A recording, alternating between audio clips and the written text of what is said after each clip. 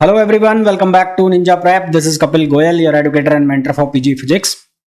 तो last video के अंदर, लास्ट लेक्चर के अंदर मैंने स्टार्ट किया था वेस्ट बंगाल सेट के PYQs।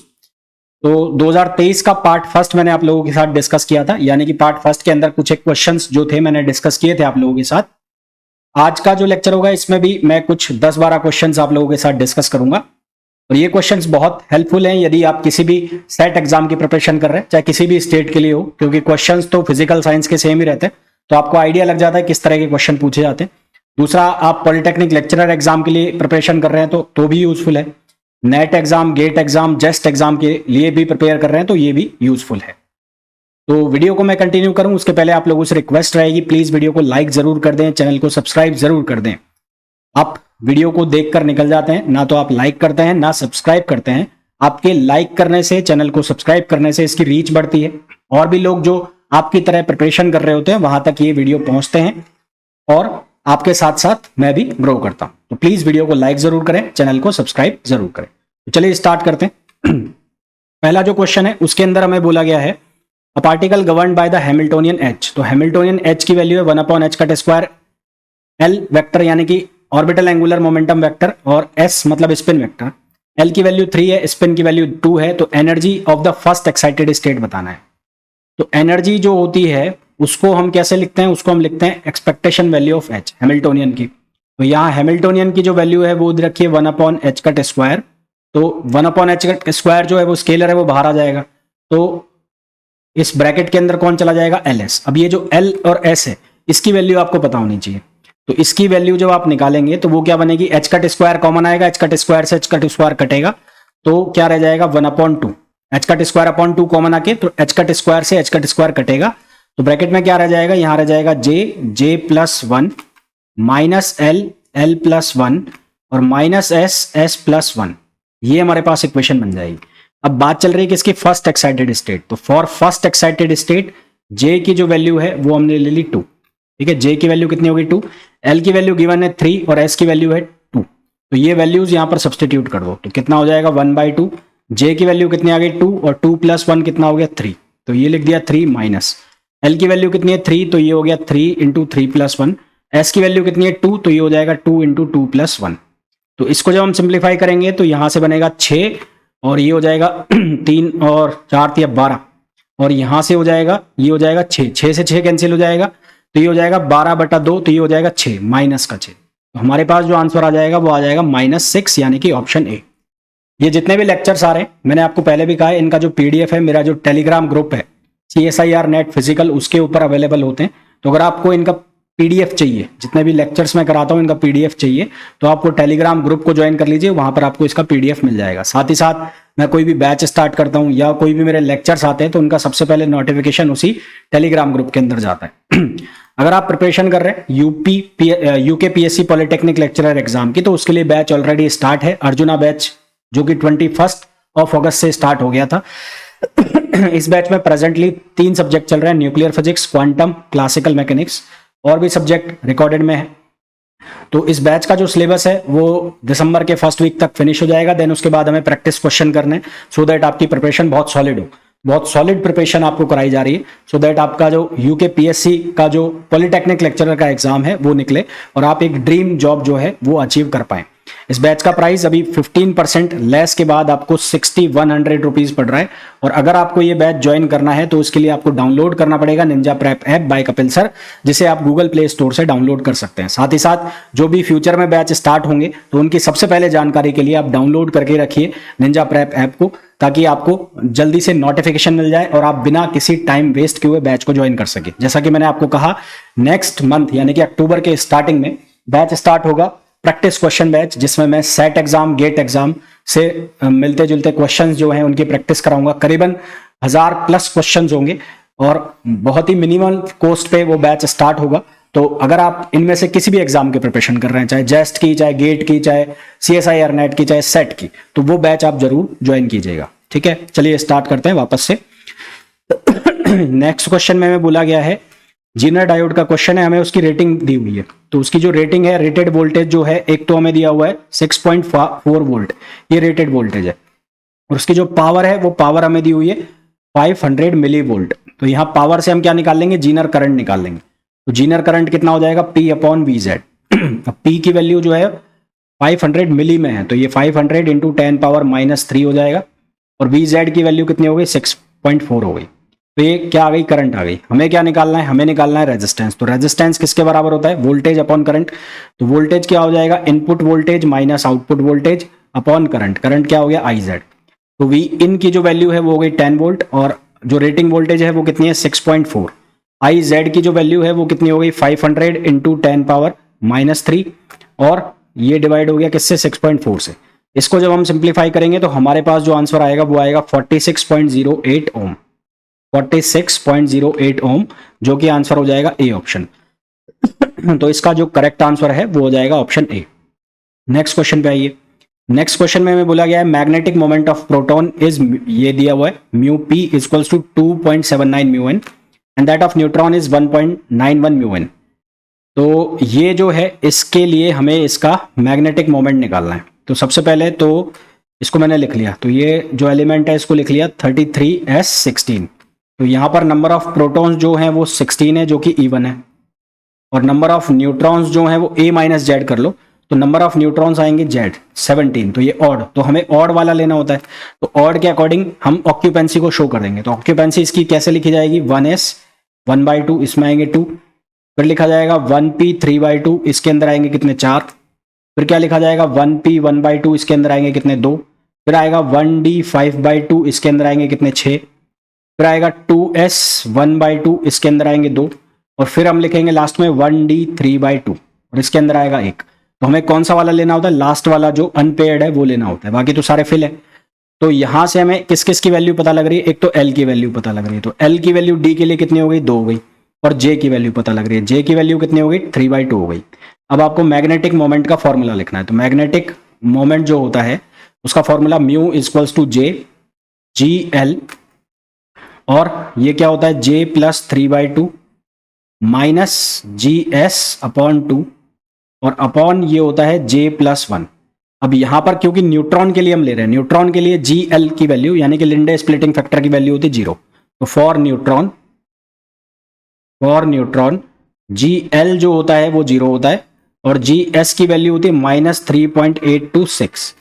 तो ये वैल्यूज हम यहां पर सब्सटीट्यूट करेंगे। J की वैल्यू 3/2, ये 0 हो जाएगा, ये -3.826 अपॉन 2, और J की जो वैल्यू है वो कितनी है, 3/2 + 1। इसको जब हम सिंप्लीफाई करेंगे तो सिंप्लीफाई करने के बाद हमारे पास जो आंसर आएगा वो कितना आएगा, 1.15 म्यू एन। तो आंसर आएगा 1.15 म्यू एन, ये हमारे पास आंसर आ जाएगा। Next question, if the scattering amplitude F theta, तो स्कैटरिंग एम्पलीट्यूड एफ थीटा की वैल्यू e⁻i⁴ ये कितना हो जाएगा, +π/4। ठीक है, तो हमें क्या निकालना है, स्कैटरिंग क्रॉस सेक्शन। तो at theta equals to 0, theta equals to 0, और इसका इमेजिनरी पार्ट निकाल लेंगे, imaginary part of F theta, और ये कितना आ जाएगा, ये आ जाएगा 1/√2। तो यहां से अब हमें निकालना है क्रॉस सेक्शन। तो सिग्मा टोटल की जो वैल्यू होती है वो होती है 4π/k, और उसके बाद इमेजिनरी पार्ट ऑफ एफ। तो इमेजिनरी पार्ट ऑफ एफ जो है वो कितना आ गया हमारे पास, 1/√2। तो 1/√2 ये लिख दिया। तो यहां से हमारे पास आंसर हो गया 2√2π/k। तो ये हमारे पास आंसर आ गया विच इज ऑप्शन सी। तो हमारे पास इसका राइट आंसर आ गया option C. Next question, consider the following reversible cycle of an ideal Carnot engine represented by right angle. तो यहां से एफिशिएंसी का जो फॉर्मूला है वो क्या होता है, work done upon heat supply, work done upon heat supply. तो वर्क डन क्या होगा, वर्क डन होगा एरिया ऑफ दिस डायग्राम, है ना, एरिया ऑफ दिस डायग्राम, और हीट सप्लाई होगा एरिया अंडर डायग्राम। तो ईटा की वैल्यू कैसे लिखी जाएगी, area of diagram, area of triangle ये जो ट्राइंगल बन रहा है एरिया ऑफ ट्राइंगल, और हीट सप्लाई क्या आएगा, area under BC, area under BC। तो एरिया ऑफ ट्राइंगल जब आप निकालोगे तो ट्राइंगल का एरिया कितना बनेगा, हाफ, इसका बेस कितना हो जाएगा 2s0, और जो इसकी हाइट है वो कितनी हो जाएगी T0। और हीट सप्लाई जो है वो कितना हो जाएगा, वो हो जाएगा 2T0, और जो विड्थ है इसकी वो कितनी हो जाएगी 2s0, तो ये हो जाएगा 1/4, और 1/4 से जो इसका आंसर आ जाएगा वो आ जाएगा 25%। ठीक है, कितना आंसर आ जाएगा 25%। नेक्स्ट क्वेश्चन पे आइए।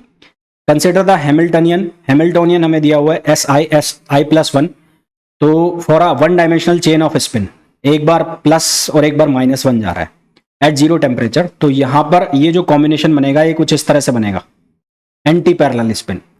ये कॉम्बिनेशन कैसा बनेगा, एंटी पैरेलल। तो एंटी पैरेलल स्पिन के लिए जो ग्राउंड स्टेट है वो मिनिमम आएगी, तो यहां पर कौन सा हो जाएगा, एंटी फेरोमैग्नेटिक। नेक्स्ट उस पर आ जाइए। नेक्स्ट क्वेश्चन पे, नेक्स्ट क्वेश्चन में बोला है the wave function of particle trapped in, wave function दिया हुआ है हमें, और वेव फंक्शन की जो वैल्यू है साई एक्स की वैल्यू हमें गिवन है a sin, और ये हो गया 2πx/L। सबसे पहले हम नॉर्मलाइजेशन की कंडीशन लगाएंगे क्योंकि हमें वैल्यू निकालनी है a की, तो नॉर्मलाइजेशन की कंडीशन लगाएंगे तो यहां से हमारे पास बनेगा a², ये हो जाएगा 0 से L, और ये हो जाएगा sin² 2πx/L dx/1। तो यहां से जब हम इसको सॉल्व करेंगे तो a की वैल्यू हमारे पास आएगी √2/L, √2/L। अब प्रोबेबिलिटी निकालनी है, तो प्रोबेबिलिटी जो है वो क्या बनेगी, वो ψ*x और ψx, ये प्रोबेबिलिटी हो जाएगी। तो इसकी वैल्यू कितनी बनेगी, यहां से प्रोबेबिलिटी जो हमारे पास बनेगी वो बन जाएगी 2/L, और ये हो जाएगा sin² 2πx/L। ठीक है, for maximum probability, for maximum के लिए हम क्या करेंगे, dp/dx = 0, तो ये बनेगा 2/L, और इसका करोगे तो ये बनेगा 2 sin 2πx/L, और फिर बनेगा cos 2πx/L, और जो अंदर है वो बाहर आ जाएगा, तो ये कितना आएगा, ये 2π/L आ गया, और ये =0 हो गया। तो यहां से ये तो क्रॉस मल्टीप्लिकेशन में खत्म हो जाएगा, तो ये बन जाएगा sin 4πx/L = 0। तो इसकी ट्रिग्नोमेट्री आइडेंटिटी से सॉल्व करेंगे तो ये बनेगा 4πx/L = nπ, तो पाई से पाई कैंसिल हो जाएगा, तो x की वैल्यू बन जाएगी nL/4। अब n की वैल्यू डालते जाओ, तो n की वैल्यू कहाँ से कहाँ तक, 1 2 3 एंड सो ऑन, तो ये वैल्यू डालोगे तो एक बार x की वैल्यू बनेगी L/4, फिर बनेगी 2L/4, 2L/4 का मतलब हो गया L/2, फिर बनेगी 3L/4, है ना, इस तरह से इसकी वैल्यू बनती जाएगी। तो चेक कर लो कौन सा आंसर है। तो इसका आंसर आ जाएगा, ये आ जाएगा L/4, 3L/4, 5L/4, ये आंसर आ जाएगा। तो ऑप्शन डी इसका करेक्ट आंसर हो जाएगा। नेक्स्ट क्वेश्चन पे आ जाइए। What are the eigen values of the operator सिग्मा.p। सिग्मा जहां पर पाउली मैट्रिक्स है, तो पाउली मैट्रिक्स में 3 होते हैं हमारे पास, और तो इसकी जो हमारे पास मैट्रिक्स बनती है m, वो मैट्रिक्स क्या बनती है, सिग्मा.p की वो बनती है हमारे पास pz, यहां पर आएगा -pz, यहां पर आता है px -iota-py, और यहां पर आता है px + iota-py। तो इसकी आइगन वैल्यू निकालनी है, तो आइगन वैल्यू के लिए डिटर्मिनेट ऑफ m - λi = 0 हम करेंगे, तो यहां से हमारे पास आइगन वैल्यू इसकी बनेगी px² + py² + pz², स्क्वायर हटाओगे तो प्लस माइनस क्या बन जाएगा, 1 बन जाएगा। तो ये हमारे पास इसका आंसर आ जाएगा। नेक्स्ट क्वेश्चन पे आइए। Consider a particle of mass 2 dimensional. 2 dimensional के केस में हमारे पास जो एनर्जी है उसका फॉर्मूला बनता है nx + 1/2, nx + 1/2 h⁻x + ny + 1/2 और h⁻y। अब यहां पर ω(x) जो है उसकी जो वैल्यू बन रही है वो बन रही है 2ω, क्योंकि ये 4 लिखा हुआ है तो ये वैल्यू बन रही है 2ω, और ω(y) की जो वैल्यू है यहां पर 9 लिखा हुआ है तो ये बन रही है 3ω। तो हमारे पास यहां से बनेगा nx + 1/2, ये हो जाएगा 2ω(h) + ny + 1/2, ये हो जाएगा 3ω(h). तो यहां से हमें किसका लिए चाहिए, फर्स्ट एक्साइटेड स्टेट के लिए चाहिए। तो फॉर फर्स्ट एक्साइटेड